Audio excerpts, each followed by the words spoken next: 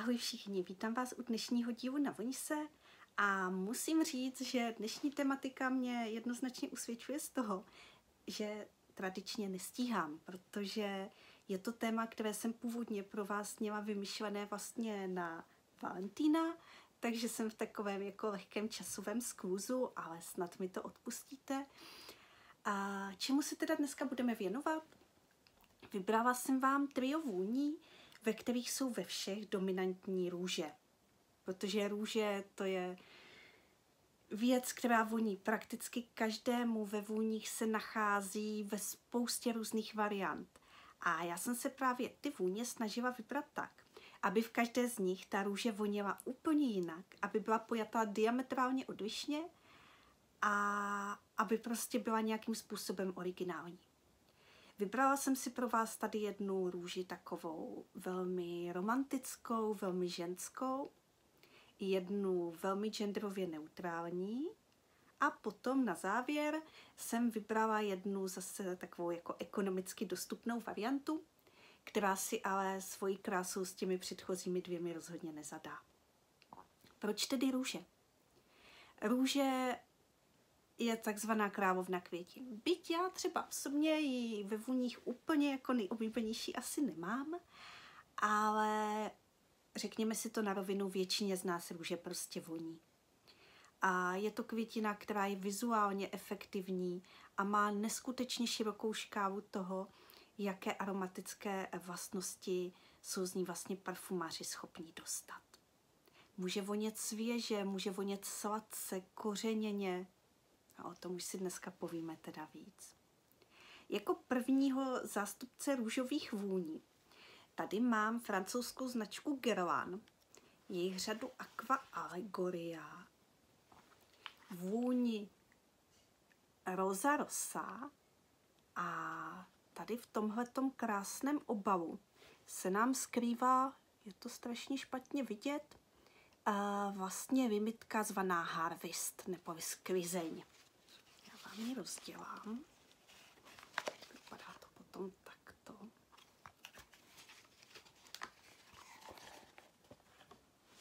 Tak máme tady takovouto nádhernou lahvičku se včelí pláství z pečetí, která nám právě stvrzuje to, že se jedná ne o úplně běžnou edici vůně. A musím říct, že i když je to vlastně limitka, tak je stále k sehnání. Úplně běžně ji stále seženete. A co je na tady téhleté růžové sklizni vlastně tak úžasného? Je to teda vůně, která má z 95% přírodní složení. A na celé té řadě Harvest bylo vlastně specifické to, že veškeré suroviny, které jsou v ní užité, tak byly pěstované vyloženě jenom pro použití do této vlastně parfémové řady. Takže má to rozhodně takový punc něčeho velmi speciálního. A ta samotná vůně, podíváme se teda na ní. Musím říct, že tohle je vlastně taková ta růžička, jakou ji všichni známe. Romantická, extrémně ženská. Máme ji tam v kombinaci ještě s witchy s černým rybízem. A co se týče růže, tak je tam vlastně použitá májová růže z Grasse, turecká růže, plus ještě růžová voda. Takže takové růžové trio pro vytvoření co nejvýraznějšího růžového efektu, kdy zároveň vlastně jak to witchy, tak černý rybíz tam dodávají na takové jako šťavnatosti, ovocnosti. Z černého rybízu tam vlastně nejsou použité jenom jako bobule, které jsou sami osobně velmi aromatické, ale je tam i takzvaná kasia, což vlastně jsou aromatické látky z listí černého rybízu. A právě tady to černorybízové listí dokáže do vůní dodat takovou hodně specifickou zemitost, takovou trošku ostrost. A musím říct, že z celé vlastně řady vůní Rosa Rosa je tady tahleta za mě nejzajímavější, protože oni momentálně existují 3. A to je vlastně klasická, která je taková opravdu něžňoučká. Jo? Je to taková čerstvě rozvitá růže, takové spíš ještě poupátko, orosené prostě ranní rosou někde přímo na plantáži v Grasse. Něžná, romantická, extrémně jemná vůně. A která za mě bohužel má takovou jako slabší intenzitu, takže si člověk tu krásu nemůže vychutnat úplně tak dlouho, jak by chtěl. Potom je tam varianta Forte, kdy tam máme růži plně rozvitou, takovou tu masivní, opravdu hodně červenou, velkou, a ve které je navíc vlastně přidaný med a taky ten černý rybíz.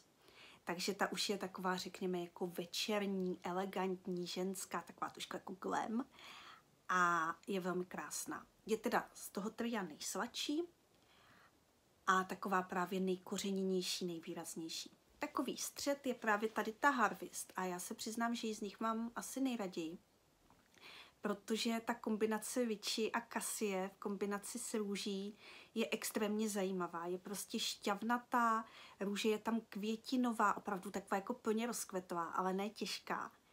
Velmi, velmi realistická, jak když si někde venku prostě v parku v takovém tom plném létě přivoníte ke krásné plně rozkvetové růži.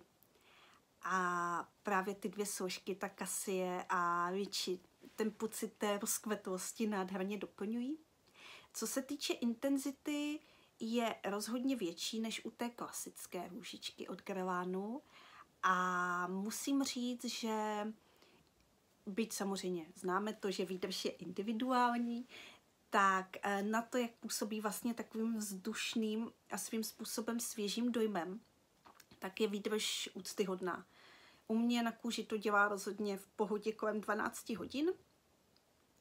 A co se týče té intenzity, té rozprostřenosti do prostoru, rozhodně o ní budou vědět i lidé, kteří vám nejsou úplně jako blízcí. Je to takové jako hodně romantické podání růže, které si myslím, že je super třeba na nějaké rande, nebo když se potřebujete prostě cítit tak jako něžně, jarně vlastně a připravená na jakoukoliv romanci. Další tady máme záležitost od autora, o kterém už jsme se tady jednou zmiňovali, a jedná se o italského parfumáře Filippa Sorcinelliho.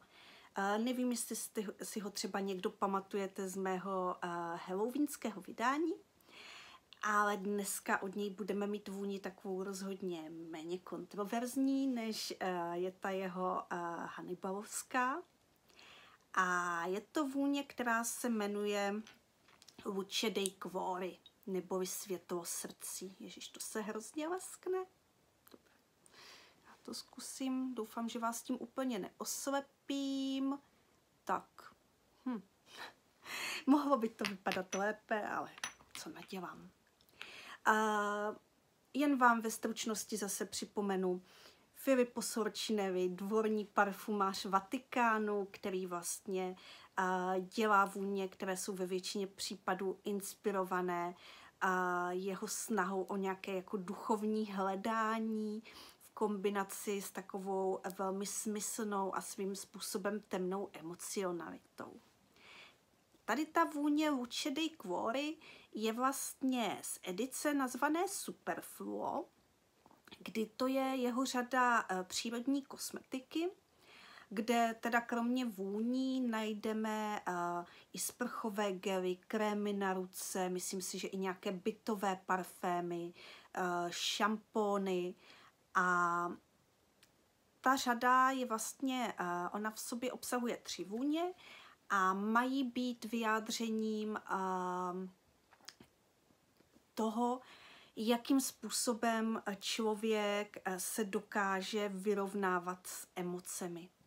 Konkrétně ta vůně Luce dei Cuori má být vlastně přijetím zármutku, vyrovnáním se s ním a přijetí vlastně truchlení a jako takové nedílné součásti lidského života. Nebo aspoň tak toto vysvětluje přímo Filippo na svých webovkách. A já se přiznám, že třeba tady v téhleté vůni to úplně nenacházím, protože ta vůně, byť má v sobě spoustu mystiky a rozjímavosti, o čemž si povíme dál, tak rozhodně nic truchlivého na ní není. Ale tak Je možné, že to je o nějaké schopnosti opravdu přetavit osobní bolest do vyloženě jako pozitivní zkušenosti. Třeba by se to dalo brát takto, prostor k osobnímu rozvoji. Je to teda vůně s přírodním složením, zase pokud se nepletu, je tam nějakých 95% přírodních složek, vyrábí se pouze v 50 ml ve formě parfémového extraktu. Takže máme vysokou koncentraci, což nám vlastně zaručuje to, že jakmile si ji na sebe jednou šplíchneme, tak už se jí jen tak nezbavíme, což samozřejmě máme rádi. Já třeba osobně miluju tu invenci, kterou vlastně Filippo Sorcinelli dává i do vytváření vizuálu svých vůní, kdy teda veškeré flakony tam bývají ručně vyráběné a ručně dozdobované. Tahle je třeba ručně polívaná fluorescentní barvou a ve tmě skutečně svítí. Prostě světlo srdce. A je ten flakon takový jako minimalistický, ale zároveň nepůsobí lacně, protože vlastně i ta stříbrná destička, která nás jako tak masivně oslepuje, je skutečně kovová, není to vlastně nalepená folie. Tak podíváme se na tu samotnou vůni. Je to úplně jiné pojetí růže, než jsme měli u Guerlainu.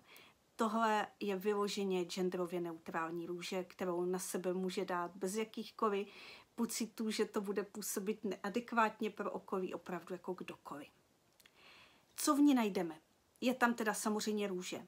Dál tam je směs pryskyřic a kadidel, které jsou vlastně pro Filippa Sorcinelliho takové signifikantní, protože prakticky ve všech jeho vůních najdeme vlastně fascinaci církevní estetikou, ke které samozřejmě patří i vůně, které jsou takové jako typické pro takové ty veliké chrámy, veliké katedrály.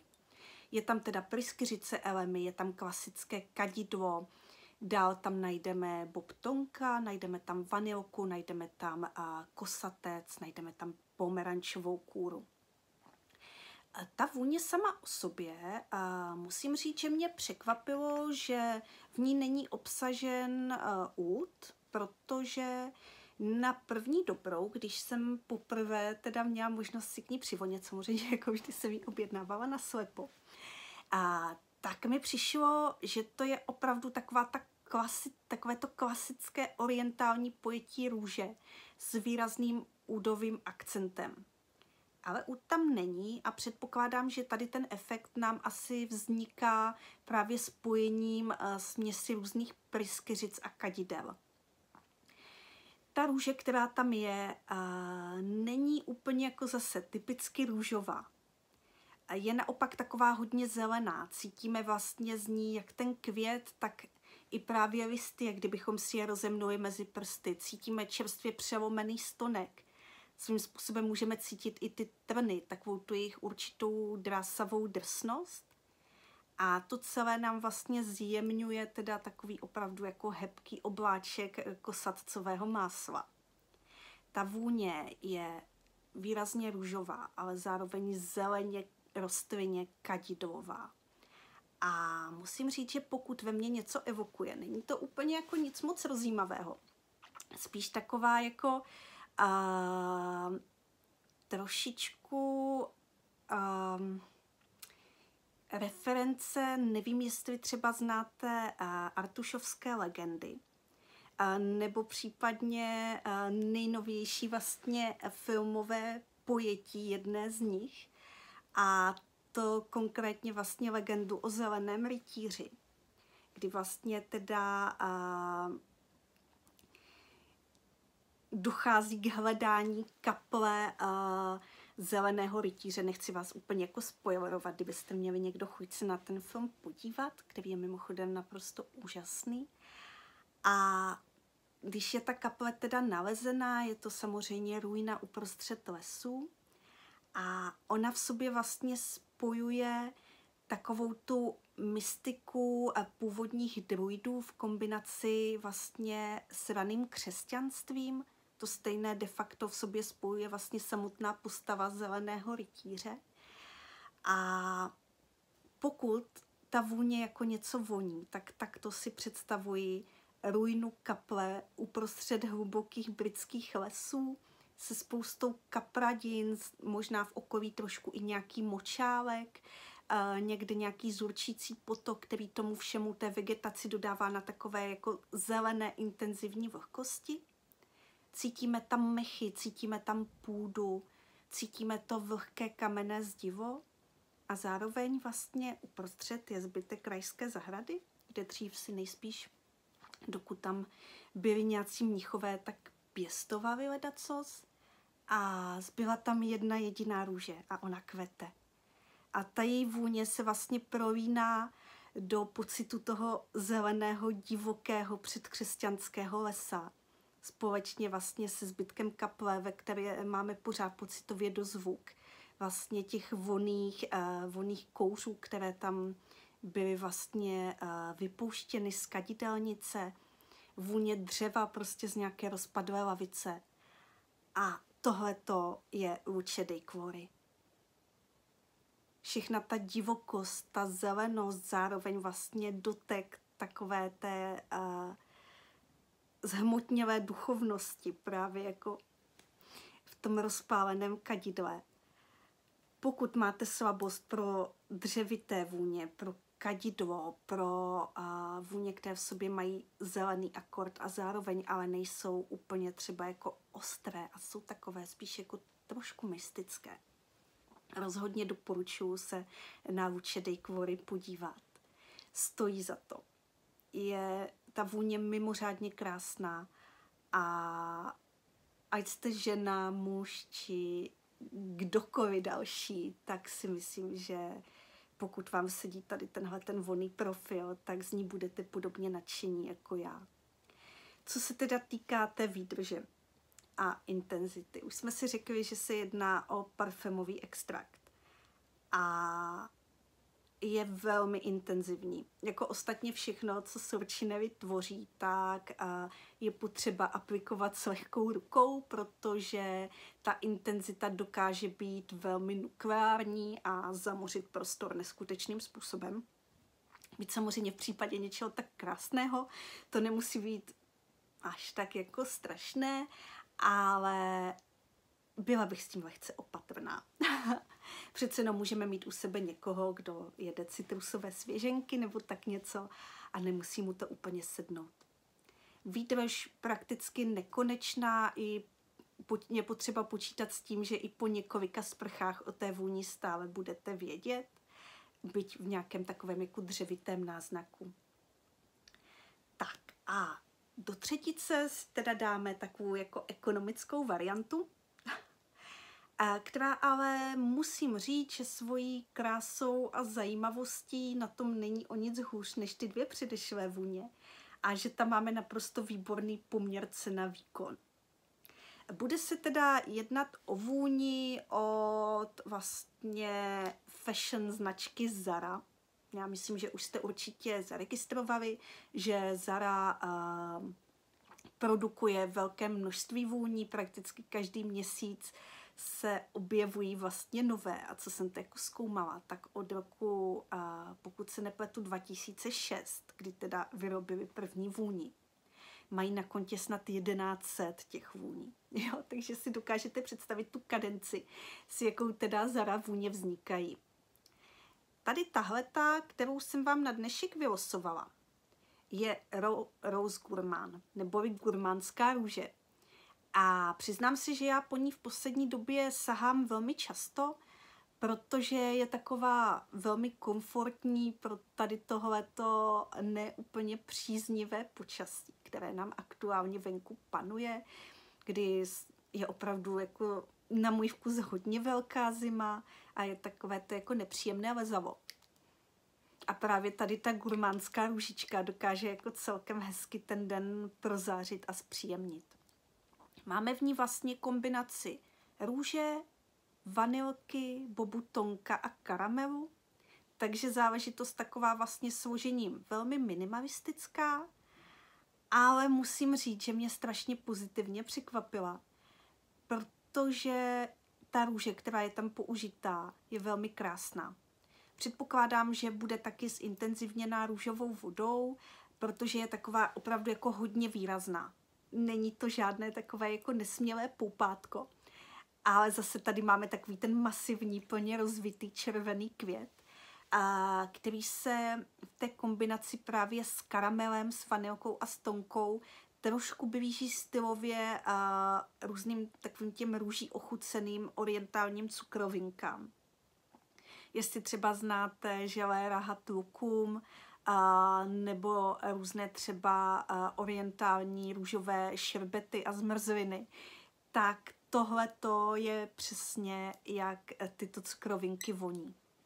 Výrazná růže, která je zároveň hodně sladká, hodně intenzivní, jde tak až jako trošku do medova. A musím říct, že je to vůně, na kterou vždycky dostávám neskutečné množství komplimentů, protože rozhodně nezůstává nepovšimnutá. A na to, že v reálu stála, tady tohle to je nějaké to vlastně, jo, je to 30, takže pokud se nepletu, stála do 500, tak ten poměr cena výkon je celkem jako nepřekonatelný, protože má velikánskou výdrž.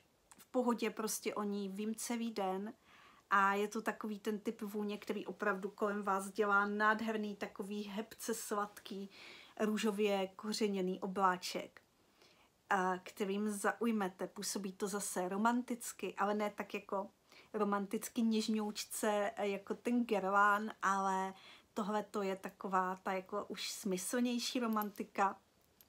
Zároveň se ta vůně úplně v pohodě unosí třeba i na nějakou jako slavnostnější příležitost. A nemůžu se jí nabažit. Říkala jsem si, že musím se podívat, jestli ji stále ještě mají, protože to je snad jako jediná nevýhoda vůní ze Zary, že oni tam některé jako celkem obměňují a pak je nemožné se k ním dostat už. Takže to musím zkontrolovat a přiznávám, že celkem lituji, že jsem si ji koupila vlastně jenom v té 30. Měla jsem sáhnout určitě po větší, no. Je to opravdu taková ta jako feel good vůně. Pokud milujete růže, pokud milujete sladké a kořeněné a trošku tak jako do gurmánska, ale zároveň nepotřebujete být cítit zrovna jako třeba sušenka, tak tohle to je naprosto skvělá volba. Gurmánská růže ze Zary. Já se s vámi teda pro dnešek rozloučím a zkusím vymyslet co nejdřív nějaké nové téma, které doufám pro vás bude zajímavé. Říkala jsem si, že už bych konečně se mohla dokopat k tomu, že bych začala teda s historiemi vůní, trošku nějak tak jako dopodrobněji s nějakými jako zajímavostmi, kterých rozhodně není málo, tak uvidíme. Mějte se zatím krásně a voňte se.